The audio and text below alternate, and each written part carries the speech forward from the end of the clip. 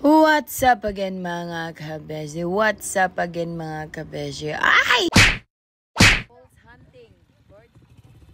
False hunting.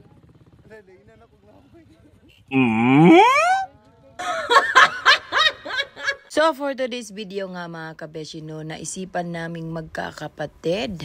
Ay, syempre, minsan lang kami mabuo kasi nga super hectic ang mga schedule ng mga kapatid ko. Siyempre, dahil nga po sa katungkulan nila sa gobyerno.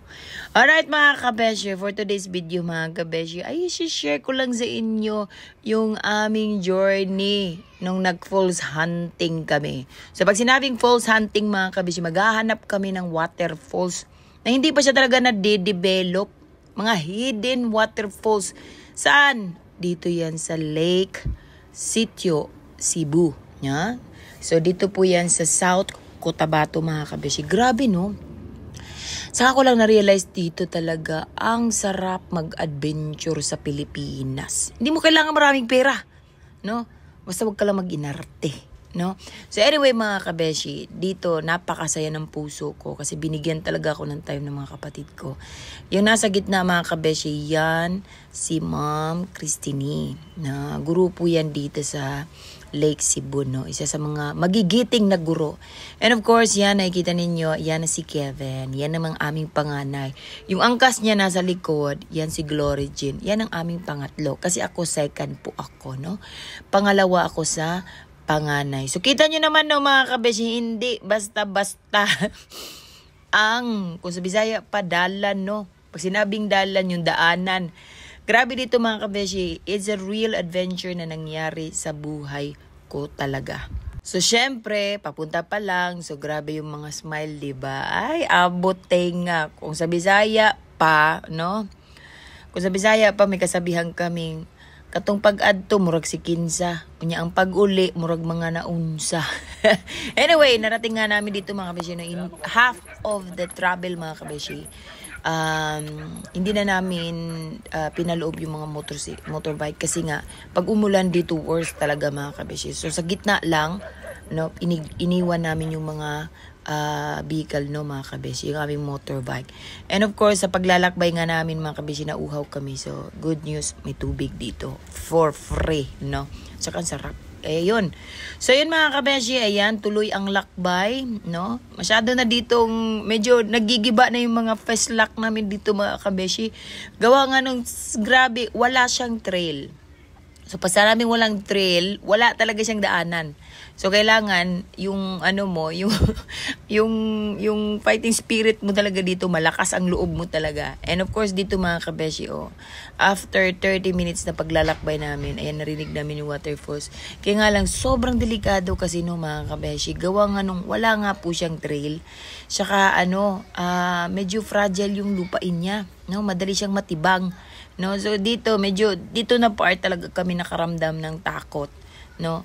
And at the same time medyo makulimlim, no? Parang uulan. Kaya sabi namin, nandito na lang din naman, tuduhin na. Tas wala kaming mga gear.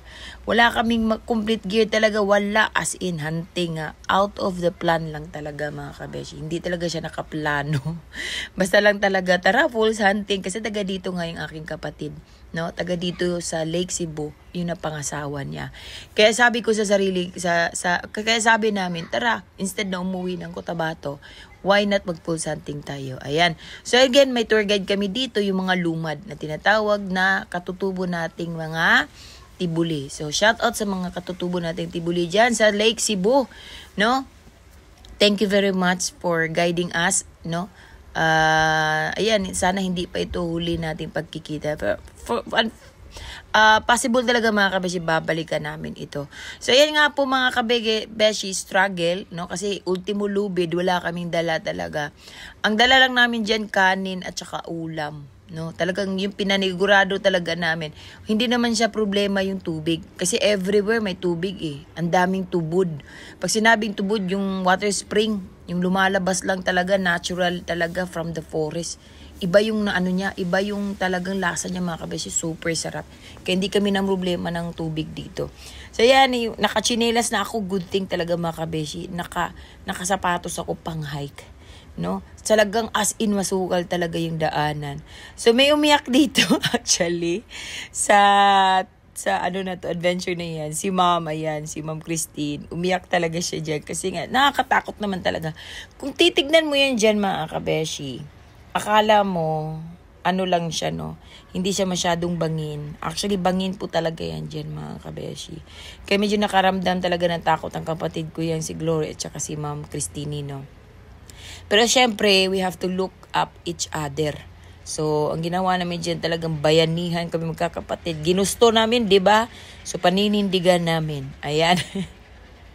So, anyway, hanggang sa nakasurvive naman kami lahat dyan, mga kabeshi, no? Thank God. No? Thank God talaga. Ayan. So, tuloy-tuloy ang laban. No? Tuloy-tuloy ang pag-iingat ng bawat isa. And of course, mga kabeshi, alimutan na lahat, wag lang yung kaldero, no? Meron kami dip dyan na kaldero. Kasi yung paglulutuan namin, wala ni kami plato, pinggan, plato, no, sa Bisaya. Wala kaming pinggan, wala kaming baso, as in wala talaga, walang kutsara. So, ang interesting part dito mga kabeshi, yung narating na natin, no, yung narating na natin yung waterfalls. Talagang as in, yung safety na lahat nakababa. Siyempre, saka namin inisip yung pag-akyat na naman, no? Pag-akyat, actually, very easy na lang siya kasi hindi mo titignan yung ano, yung nasa baba. Ayan, so narating nga namin, picture-picture, waki-waki, o diba, parang walang nangyari. Ayun. And of course, dito nga mga kabeshi, hindi problema ang pinggan, no? Talagang ano talaga ito, soldier style, no? Ayan. Ayan si ma'am, pagod na. Ayan. So, ayan, nagluto nga kami dito ng panganang tuna. Ayan, sabaw namin. Kasi nga, malamig ang lugar nila mga kabeshi. Malamig, no? As in, talagang sabaw ang tinira namin dito. No, mga kabeshi. Ay, nasipag talaga ng mga, ano yan. Yan ang aming isa sa mga tour guide. Shout out sa'yo. No, ayan.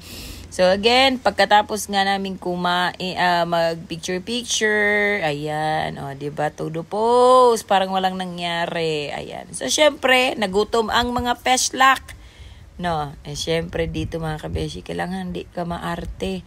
Ang style dyan, cowboy talaga, no, mga kabeshi. Ang sarap lang talaga sa pakiramdam. This is one of the best na nangyari sa buhay ko, na, kasi ang dami kong na-miss out, diba, sa mga kapatid ko. Ang tagal ko nga talaga naman spend ng time sa abroad for 16 years, no, na talagang abroad lang yung hanap buhay ko. Syempre, we are the breadwinner, mga kabeshi. So, minsan lang talaga sa buong buhay ko na kumpleto kami. Na kahit may mga asawa-asawa na kami mga kabeshi, may kanya-kanya ng pamilya, ito yung gusto ko sa mga kapatid ko. Talagang hindi nila ako kinalimutan when it comes na kailangan ko yung time nila. Kaya salute sa inyo mga sir. So hanggang dito lang muna mga kabeshi, no? Abangan nyo po yung pauwi namin, yung second part nito. Promise, abangan nyo po. Thank you for watching. Bye!